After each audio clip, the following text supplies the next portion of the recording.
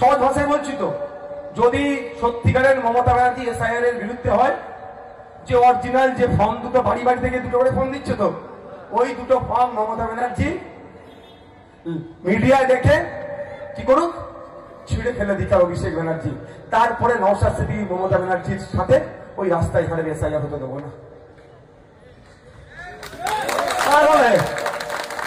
তাহলে হয় দুধকে দুধ পানিকে পানি হবে। আপনারা অবাক হবেন, রাস্তা খাওয়াচ্ছে কাকে, মানে লাফিয়ে লাফিয়ে তোলার ব্যবস্থা কাকে করছে? আপনার মতো সাধারণ মানুষকে। যদি মমতা ব্যানার্জি সত্যিকারের এসআইআর এর বিরুদ্ধে হয়, তাহলে ওই গণনা ফর্ম ছিঁড়ে ফেলে দিক। ভুল বলছি না কি গো ভাই? ভুল বলছি? সাপে কামড়ানো হয়ে যাবে ঝাড়া। আর একটা কি বলে, বরের ঘরের মাসি আর খুনের ঘরের পিসি। উনি তাড়াতাড়ির জন্য এসআইআর হওয়ার জন্য কি করছে, অফিসার দিয়ে দিল